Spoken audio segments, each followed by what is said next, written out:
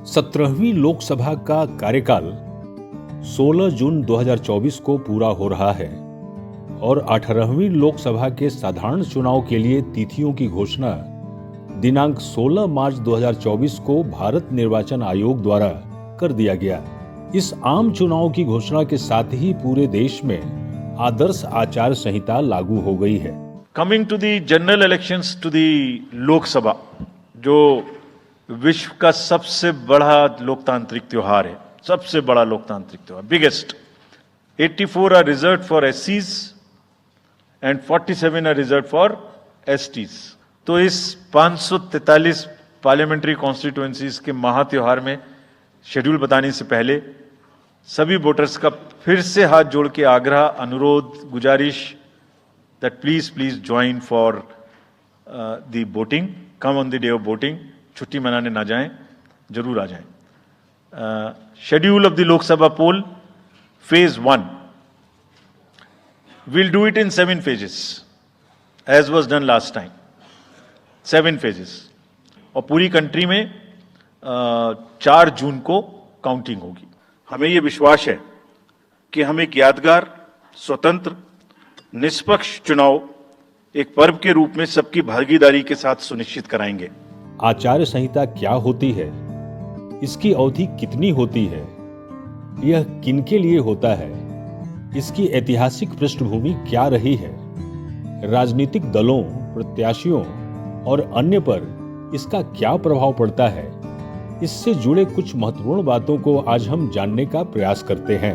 आदर्श आचार संहिता राजनीतिक दलों और चुनाव में भाग ले रहे अभ्यर्थियों के मार्गदर्शन के लिए मानक है, जिन्हें राजनीतिक दलों की सहमति से तैयार किया गया है और इस आचार संहिता के सिद्धांतों का पालन करने के लिए सभी ने सहमति दी है। आदर्श आचार संहिता निर्धारित करती है कि राजनीतिक दलों, चुनाव लड़ने वाले अभ्यर्थियों और सत्ताधारी दलों का निर्वाचन प्रक्रिया के दौरान कैसा व्यवहार होना चाहिए, अर्थात निर्वाचन प्रक्रिया, बैठकें आयोजित करने, शोभा यात्रा, मतदान दिवस के दिन गतिविधियां तथा सत्ताधारी दल के कामकाज इत्यादि के दौरान उनका सामान्य आचरण कैसा रहना चाहिए। आदर्श आचार संहिता भारत निर्वाचन आयोग द्वारा जिस दिन चुनाव की तिथियों की घोषणा की जाती है उस दिन से लागू हो जाती है और निर्वाचन प्रक्रिया पूर्ण होने तक यह लागू रहती है।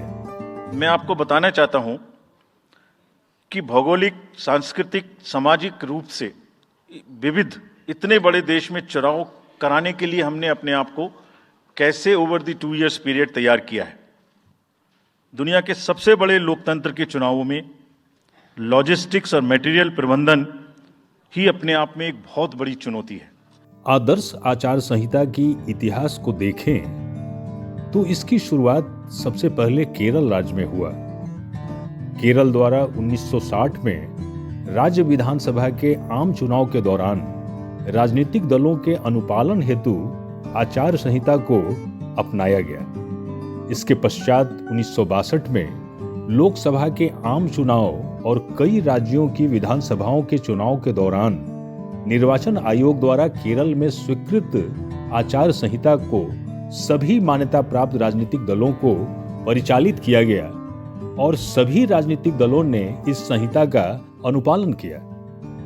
अगला आम चुनाव 1967 में हुआ था और दिसंबर 1966 में आयोजित राजनीतिक दलों के सम्मेलन में केरल मॉडल वाले आचार संहिता को अपनाया गया। इस बार कुछ और राज्य आगे आए और उन्होंने भी इस संहिता का पालन किया।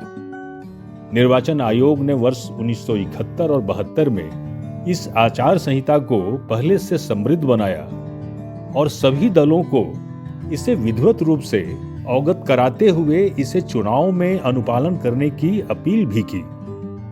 निर्वाचन आयोग ने 1 जनवरी 1974 को संशोधित आदर्श आचार संहिता जारी करने के साथ ही सभी मुख्य निर्वाचन अधिकारियों को निर्देश दिया गया कि वह सभी जिला कलेक्टरों की अध्यक्षता में एक समिति का गठन करें ताकि आदर्श आचार संहिता का उल्लंघन न हो और इस पर नजर रखी जा सके।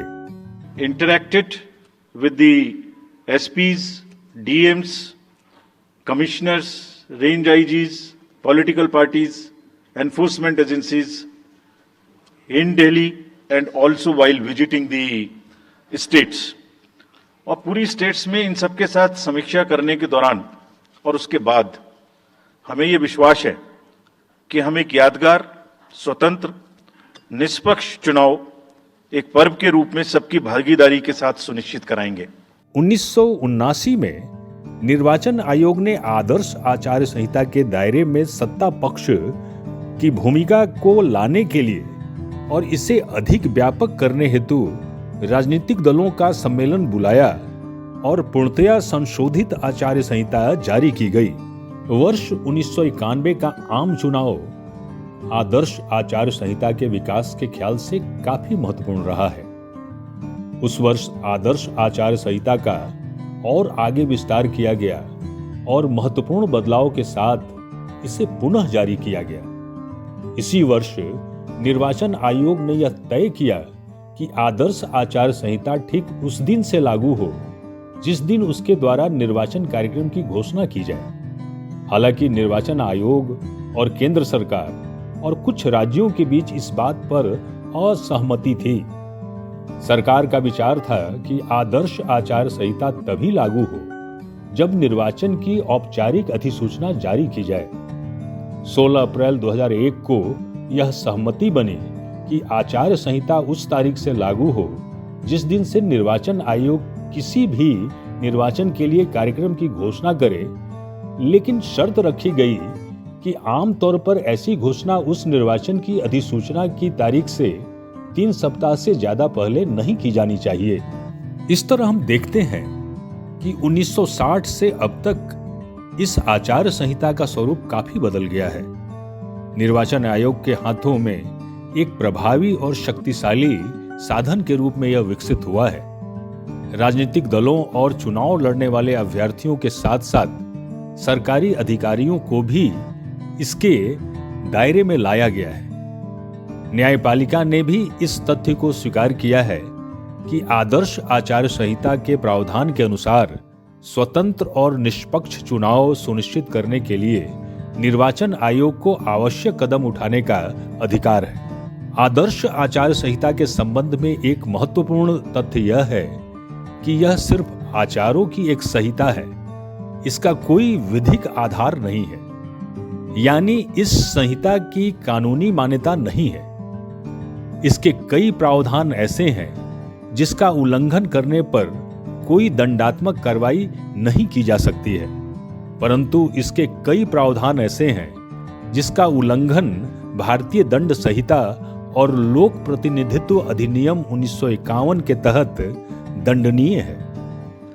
पिछले 1-1.25 साल के अंदर में 11 इलेक्शंस स्टेट असेंबलीज के देश में हुए हैं और आज जो हम नए 2024 में जा रहे हैं तो इस दृढ़ता के साथ जा रहे हैं कि जो उनके आउटकम्स हैं वो आपको दिखा रहे हैं। पहले वो पीसफुल हुए, वायलेंस फ्री हुए। जो इसमें से 1-2 स्टेट में वायलेंस होती थी वहां भी वायलेंस नहीं हुई। राजनीतिक दलों और अभ्यर्थियों के मार्गदर्शन के लिए आदर्श आचार संहिता के 8 भाग हैं। भाग 1 चुनाव अभियानों के दौरान राजनीतिक दलों, अभ्यर्थियों और उनके कार्यकर्ताओं और समर्थकों के उत्तम व्यवहार और आचरण से संबंधित है। भाग 2 और 3 राजनीतिक दलों और अभ्यर्थियों द्वारा सार्वजनिक सभाओं के आयोजन और जुलूस निकालने से संबंधित है। भाग 4 और 5 राजनीतिक दलों और अभ्यर्थियों को मतदान के दिन और मतदान केंद्रों पर कैसा आचरण करना चाहिए इससे संबंधित है। आदर्श आचार संहिता का भाग 7 को सबसे महत्वपूर्ण माना गया है। यह सत्ताधारी दलों से संबंधित है और सरकार और उनके मंत्रियों का चुनाव के दौरान आचार और व्यवहार कैसा रहना चाहिए उससे संबंधित है। भाग 7 को life blood of model code of conduct कहा जाता है। आचार संहिता के प्रावधान केंद्रीय सरकार या किसी भी राज्य सरकार द्वारा पूर्ण या आंशिक रूप से वित्त पोषित सभी संगठनों, समितियों, निगमों, आयोगों जैसे कि राष्ट्रमंडल खेल आयोजन समिति, डीडीए, विद्युत नियामक आयोग, जल बोर्ड, परिवहन निगम, अन्य किसी विकास प्राधिकरण आदि पर लागू होते हैं। मैंने कहा था हर राज्य अपने आप में अलग अलग है। किसी राज्य में 1 में भी है, किसी राज्य में 7 में भी है। जिन राज्यों में 7 में है वहां का विस्तार बहुत बड़ा है, नंबर ऑफ पार्लियामेंट्री कॉन्स्टिट्यूएंसीज बड़ी हैं, कंटेस्टेशंस ज्यादा हैं, इसलिए वो 7 में है। लोकसभा के आम चुनाव के दौरान यह आचार संहिता संपूर्ण देश में लागू होती है। विधानसभा के आम चुनाव के दौरान यह संहिता संबंधित संपूर्ण राज्य में लागू होती है। उपचुनाव के मामलों में यदि चुनाव क्षेत्र राजधानी या महानगर या नगर निगमों में शामिल है तो यह आचार संहिता केवल संबंधित निर्वाचन क्षेत्र में लागू होती है। अन्य सभी मामलों में आदर्श आचार संहिता उपचुनाव वाले निर्वाचन क्षेत्रों के अंतर्गत आने वाले संपूर्ण जिलों में लागू होती है। There are 26 assembly constituencies in the country जहां बाई पोल होना अभी है ड्यू। बिहार, गुजरात, हरियाणा, झारखंड, महाराष्ट्र, त्रिपुरा, उत्तर प्रदेश, वेस्ट बंगाल, तेलंगाना, हिमाचल प्रदेश, राजस्थान, कर्नाटका, तमिलनाडु, इन सब राज्यों में बाई इलेक्शंस होना ड्यू है। आज तक की जितनी भी वैकेंसी थी बाई इलेक्शंस की 26 हम पूरी कर रहे हैं ताकि हमारे खाते में कोई भी वैकेंसी ना रहे। सरकारी तंत्र पर आचार संहिता का प्रभाव। कोई भी मंत्री अपने सरकारी यात्रा को चुनाव प्रचार संबंधी कार्यों के साथ नहीं मिला सकते हैं और न ही चुनाव प्रचार संबंधी कार्यों के दौरान सरकारी तंत्र या कार्मिकों का प्रयोग कर सकते हैं। कुछ अपवादों को छोड़कर निर्वाचन के आयोजन से प्रत्यक्ष या अप्रत्यक्ष रूप से जुड़े हुए सभी अधिकारियों के स्थानांतरण और तैनाती पर पूर्ण प्रतिबंध रहता है। कोई भी केंद्रीय या राज्य सरकार का मंत्री कहीं भी किसी आधिकारिक चर्चा हेतु राज्य या निर्वाचन क्षेत्र के किसी निर्वाचन संबंधी अधिकारी को नहीं बुला सकता। कोई भी पदाधिकारी मंत्री से निर्वाचन क्षेत्र में उनके निजी यात्रा के दौरान नहीं मिल सकते हैं। यदि वह ऐसा करते हैं तो सुसंगत सेवा नियमों के अधीन कदाचार के दोषी होते हैं और दंडिक कार्रवाई के भागीदार होते हैं। मंत्रियों के द्वारा सरकारी वाहनों का प्रयोग चुनाव प्रचार या राजनीतिक गतिविधियों के लिए नहीं किया जा सकता है।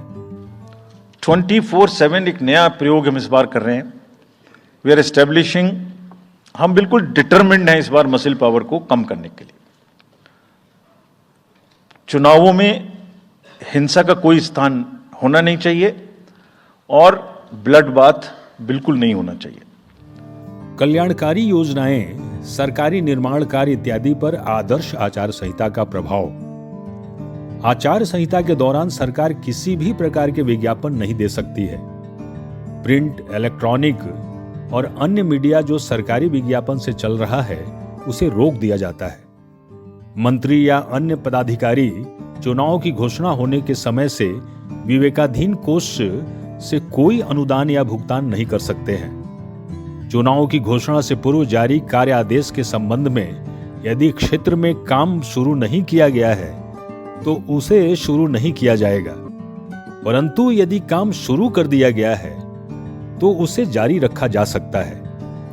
इंदिरा आवास योजना के अंतर्गत कोई भी नया निर्माण कार्य आरंभ नहीं किया जाएगा और चुनाव के पूरा होने तक किसी भी नए लाभार्थी को स्वीकृति नहीं दी जाएगी। दुनिया के सबसे बड़े और सबसे जीवंत लोकतंत्र के रूप में भारत पर सभी का ध्यान केंद्रित रहता है।